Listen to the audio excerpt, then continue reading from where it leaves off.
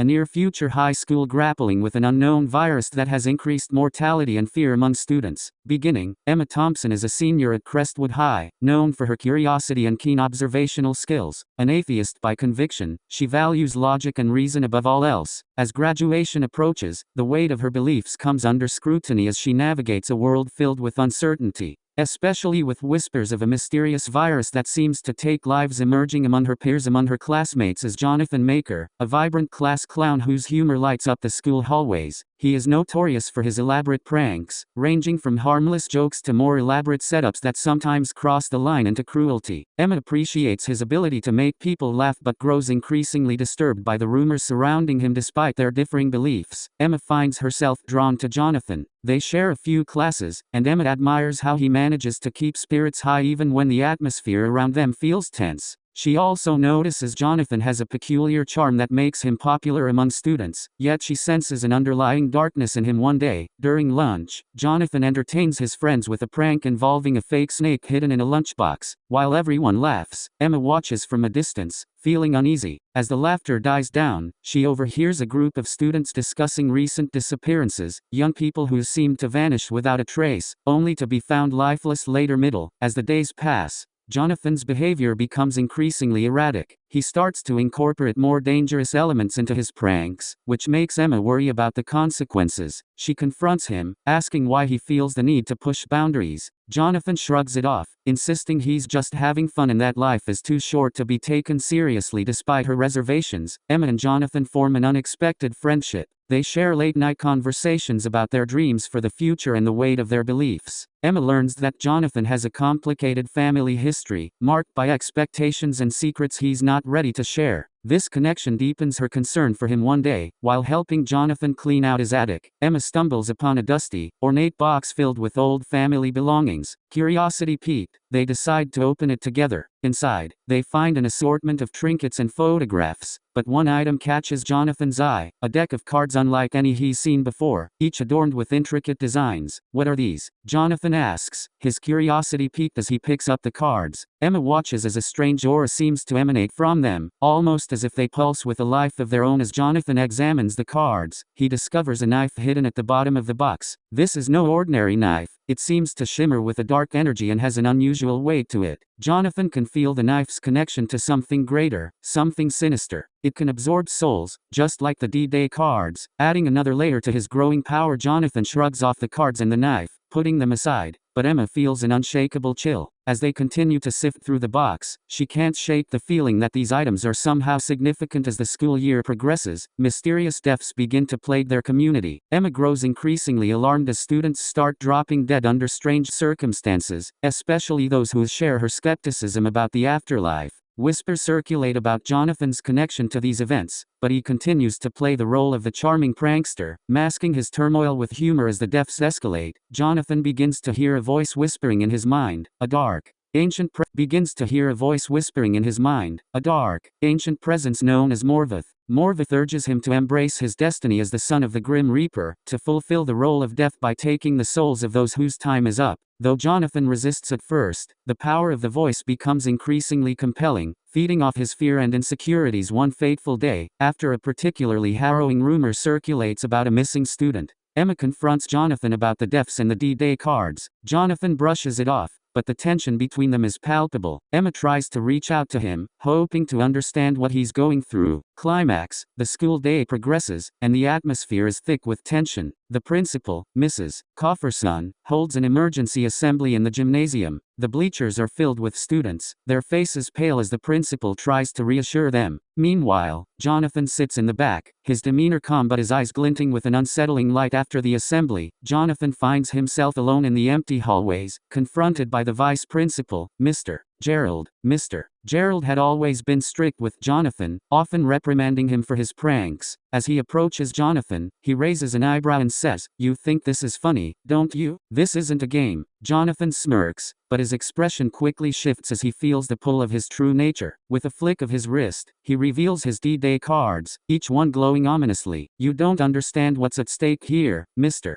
Gerald," he replies, his voice low and menacing. The vice principal scoffs, dismissing Jonathan's threat. Suddenly, Jonathan lunges forward and touches Mr. Gerald, who drops lifelessly to the ground, his eyes wide with shock as his soul is absorbed into one of the D-Day cards. Jonathan watches with a mix of satisfaction and sorrow, knowing he is embracing the darkness he was born into. Next, Jonathan heads to the principal's office, where Mrs. Cofferson is busy preparing for the next staff meeting. The door is slightly ajar, and Jonathan steps inside, closing it behind him. Mrs. Cofferson looks up, startled by his presence. "Jonathan, what are you doing here?" she asks, a hint of concern in her voice. "I'm just here to talk," he replies, his tone deceptively calm. As she tries to stand up, Jonathan quickly moves forward and delivers a swift blow, catching her off guard. The fight that ensues is brief but intense. Jonathan, fueled by his powers and Morveph's whispers, touches her, and she collapses to the floor. Her expression shifts from confusion to terror as her soul is drawn into another D-Day card, leaving her lifeless on the office floor. The final act occurs in the dimly lit parking lot, where Mr. Cofferson, the principal's husband, sits in his car, oblivious to the chaos unfolding within the school. Jonathan approaches the vehicle, a sinister smile creeping across his face. He knocks on the window, causing Mr. Cofferson to look up in surprise. "Hey there, just wanted to check in on you," Jonathan says casually, leaning against the car door. "What do you want, Jonathan?" Mr. Cofferson replies, narrowing his eyes. "I'm busy." Jonathan's demeanor shifts. "I have something for you," he says, and before Mr. Cofferson can respond, Jonathan punches him square in the face. The suddenness of the attack sends Mr.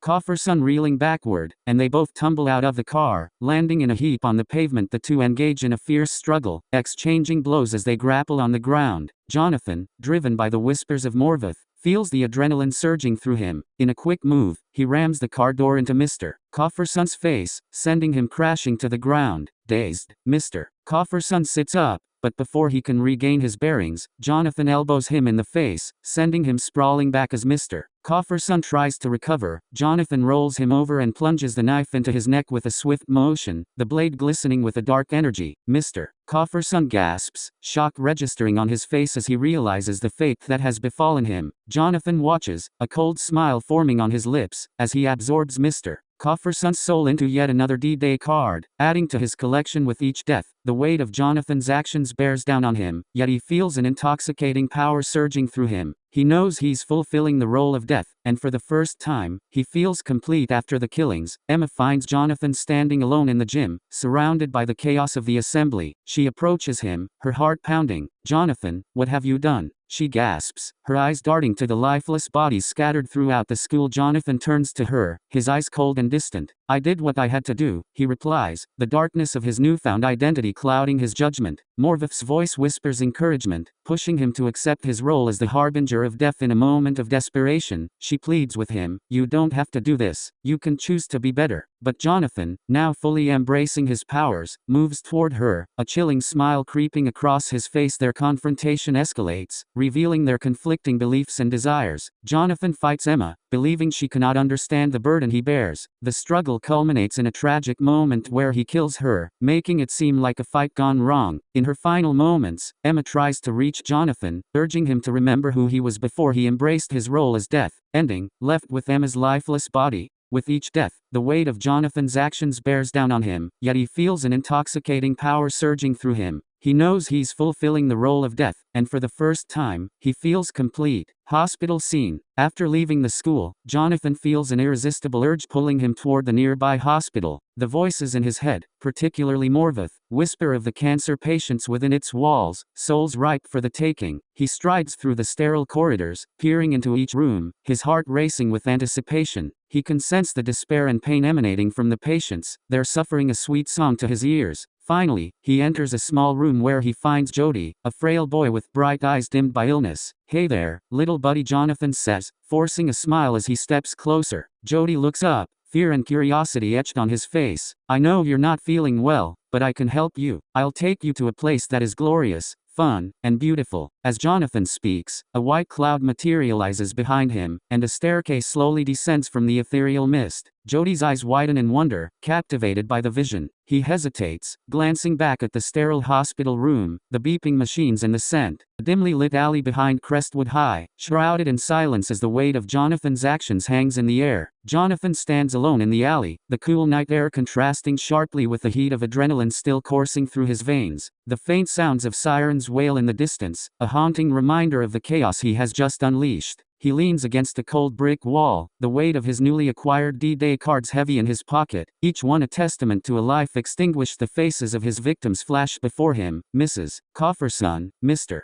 Gerald, Mr. Cofferson, and the lifeless body of Jody, who had been full of hope moments before he took his soul. Guilt gnaws at him, but it's interspersed with a dark thrill that excites him. Morveth's voice whispers in his mind, echoing with praise and urging him to embrace his identity as the new Grim Reaper. "Look at what you've done," Morveth hisses, his tone a mix of admiration and temptation. "You've fulfilled your destiny, Jonathan. You're no longer just a boy. You are a force of nature. You bring peace to the suffering." "Peace," Jonathan mutters, his voice cracking. "I killed them. I took their lives. I took Jody's life." The words taste bitter on his tongue. Morveth's laughter fills his mind, a cold, chilling sound that sends shivers down Jonathan's spine. "Their souls are free now, Jonathan. You've given them what they could not have in life. They are with me now, where they belong. You're simply a conduit, a vessel for the inevitable." Jonathan slumps against the wall, sliding down until he sits on the damp ground, his head in his hands. Images of Jody's innocent face haunt him, the boy who had just wanted to escape the pain of his illness. "I didn't want to hurt him. I just wanted to help him." Help? You have the power to end suffering, to control the fate of others. Do not let remorse weaken you. Embrace the darkness. It is your birthright. The sirens grow louder, and Jonathan hears the distant voices of emergency responders. Panic rises in him as the reality of the situation sinks in. He is not just a prankster anymore, he is a murderer. With every soul he takes, he inches closer to becoming the monster he fears. He clenches his fists, feeling the D-Day cards pressing against his skin, a constant reminder of what he's done. A flicker of doubt emerges. Could he turn back? Can he renounce the power that is beginning to consume him? Jonathan shakes his head, trying to dispel the thoughts. He's not a killer, he never wanted this. Yet, the thrill he felt during the confrontations lingers in his memory, a sweet poison that draws him deeper into the abyss. Suddenly, a rustle nearby makes him tense. He looks up to see Emma approaching, her expression a mixture of fear and concern. She stops a few feet away, her eyes wide as she takes in Jonathan's disheveled appearance. "Jonathan, what happened?" "I heard." Her voice falters as she glances behind him, where the faint glow of police lights flickers in the darkness. I didn't mean to," Jonathan stammers, his heart racing. "It just happened. I couldn't stop it." Emma's face hardens with determination, the wheels turning in her mind. "You need to tell someone. We have to go to the police. They need to know what's happening." "No," he snaps, rising to his feet, his hands shaking. "You don't understand. If I tell them, I'll go to prison. I can't let that happen. Jonathan, people are dead. You can't just walk away from this. You have to take responsibility." Emma's voice is desperate, but it cuts through the haze of Jonathan's thoughts. He turns away from her, the weight of his guilt suffocating him. "What responsibility? What do I even do now? It's too late for that. I'm not the same anymore." He looks back at her, his eyes haunted. "I killed them, Emma. I took their lives, and it felt powerful." Emma's expression shifts from anger to pity as she realizes the depth of his struggle. "You don't have to keep doing this, Jonathan. We can figure this out together. You're not alone." But Jonathan shakes his head, feeling the shadows creep closer around him. "No, I am alone. I am deaf now." The realization hits him like a punch to the gut, and for a moment, he feels as if he's being swallowed by darkness. He is no longer just a boy, he is a vessel of death. Emma steps forward, reaching out to touch his arm, but he jerks away, overwhelmed by the darkness that is now a part of him. "Stay back. You don't understand what I am capable of. I can hurt you, too." Tears well in Emma's eyes, but she stands firm. "I refuse to believe that you're beyond saving. Please, let me help you. You don't have to let Morveth win." Jonathan feels the struggle within him intensify, the urge to accept Morveth's power and the desperate need to cling to the remnants of his humanity. But the dark whispers grow louder, urging him to push Emma away, to embrace the power that promises liberation from his pain. As the sirens grow nearer, Jonathan knows he has to make a choice. He can feel Morveth's presence pressing in on him, a suffocating blanket of darkness that offers both strength and despair. I don't know if I can stop," he admits, his voice trembling. "I don't know if I want to." Emma's gaze softens, and she takes a step closer. "Then let me help you find a way back. You're still Jonathan, the boy who made me laugh and who helped me through tough times. You don't have to be death. You can choose life." For a fleeting moment, Jonathan considers her words. He thinks of all the lives he has taken and the weight of the souls trapped within his cards. But then Morveth's voice crescendos, drowning out Emma's plea. You are more than just a boy. You are powerful. You are death. The police lights begin to illuminate the alley, and Jonathan feels a surge of panic. I can't be caught. I won't let them take me. In a split second, he turns and bolts down the alley, leaving Emma behind, her cries echoing in his ears as he disappears into the night. The darkness embraces him, and he knows he has crossed a threshold. The laughter of the living fades, replaced by the whispers of the dead, a chilling reminder of the path he has chosen. Jonathan Maker is no longer just a boy, he is now the embodiment of death itself, and there is no turning back. This aftermath scene emphasizes Jonathan's internal conflict and the consequences of his transformation into a figure of death, creating a stark contrast between his past self and the monster he is becoming. Dimly lit, abandoned warehouse on the outskirts of Crestwood, filled with shadows and the remnants of broken dreams. Crates lie strewn about, dust covering everything like a shroud. A single flickering bulb hangs from the ceiling, casting eerie shadows on the walls. Jonathan Maker stands in the middle of the warehouse, his heart heavy with the weight of despair. He thought he could find redemption, a way to break free from the chains of death he had willingly wrapped around himself. But as he looks around, he feels the creeping realization that he has been foolish to think he could escape the darkness that has claimed him. The flickering light casts long shadows across the room, and from one of those shadows emerges a figure, tall, ominous, and draped in darkness. The air around Jonathan thickens, a suffocating presence that pulls at his sanity. He recognizes the figure immediately, the creature that has whispered in his ear since he embraced his role as the Grim Reaper. Father, Jonathan breathes, fear and anger swirling within him. The demon smiles, revealing sharp teeth, a haunting echo of the man he once looked up to. Jonathan, the demon croons, its voice smooth like silk, yet dripping with malice. You've done well to carry on our legacy. So many souls have been gathered because of you. It's time to take your rightful place by my side. No, Jonathan shouts, stepping back, the weight of guilt pressing down on him. I don't want this. I wanted to save them, not kill them. The demon chuckles, a sound devoid of warmth. Save them? You are not meant to save, Jonathan. You are meant to reap. You are my son, the heir to death itself. Embrace it. At that moment, the air crackles with energy, and the voices of his victims materialize around him. Jody, Emma, Liam, and all the others he had taken. Their ghostly forms shimmer with an ethereal light, their eyes filled with pain and longing. Jonathan, Jody's voice calls out, now physical and real. You don't have to listen to him. Fight against this darkness. The other souls join in, creating a chorus of encouragement. You can break free. You have the power. But the demon merely laughs, the sound echoing through the empty warehouse. They can't help you, Jonathan. They are nothing but memories now, trapped because of your weakness. They can't fight back against me. Suddenly, the demon lunges forward, its shadowy form swirling like smoke. Jonathan's heart races as he realizes the truth. He is not just battling a creature, he is fighting his own blood. The weight of his choices crashes down upon him, threatening to swallow him whole. With a surge of determination, Jonathan calls upon the power of the D-Day cards, gripping them tightly in his hands. I won't let you take me. I won't let you control me anymore. The souls around him rally, their forms glowing brighter as they merge their energy with his. Together, Jonathan, we believe in you. As the demon approaches, Jonathan channels all his energy into the cards, envisioning a world where he can right his wrongs. He throws the cards into the air, and they explode into a brilliant light, illuminating the dark corners of the warehouse. The souls swirl around him, forming a protective barrier against the impending darkness. The demon screams, its form flickering as the light pushes against it. No, you are mine, Jonathan. You belong to the darkness. But Jonathan stands firm, heart racing as he embraces the warmth of the souls surrounding him. I am not your pawn. I choose my path. With one final push, he releases the energy of the cards, sending a wave of blinding light crashing into the demon. The warehouse fills with a deafening roar as the light engulfs the darkness, pushing it back, tearing at its very essence.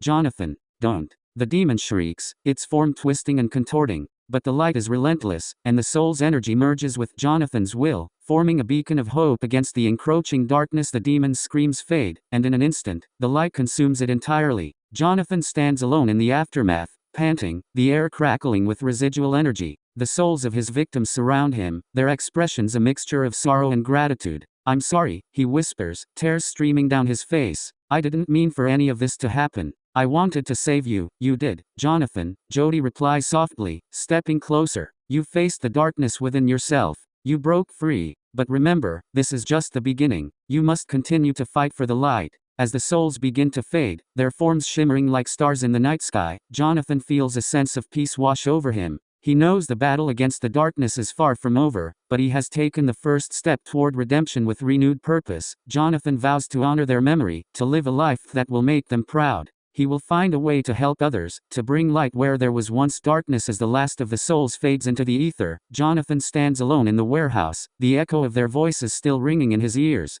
The shadows retreat, leaving him with a glimmer of hope, a promise of a new beginning. Just as he turns to leave, a sudden thump reverberates through the warehouse, a sound that sends chills down his spine. Jonathan spins around, his heart racing, and there, on the ground, lies his lifeless body, a shell of what he once was. From the shadows, dark figures emerge, his inner demons, whispering words of disappointment. "You've let us down, Jonathan," one hisses, stepping closer. "You were destined for greatness, yet you chose weakness." He watches, horrified, as one of the demons leans down, peering into the face of his lifeless form. "I realize I'm disappointed," it says coldly. Suddenly, Jonathan's ghostly form emerges, ethereal and shimmering, and he gazes into the eyes of the demon. In that moment, a spark of recognition ignites, a flicker of understanding. The demon steps back, and with a swift motion, Jonathan's ghost moves toward his body, merging with it in a brilliant flash of light. The body, once lifeless, now stands upright, an eerie reflection of Jonathan. It walks toward the door, a cold certainty in its movements. "Cut the god," it says, its voice echoing with a resonance that transcends the living. "He'll tell you what you truly were. You weren't evil, you filled the roles for God."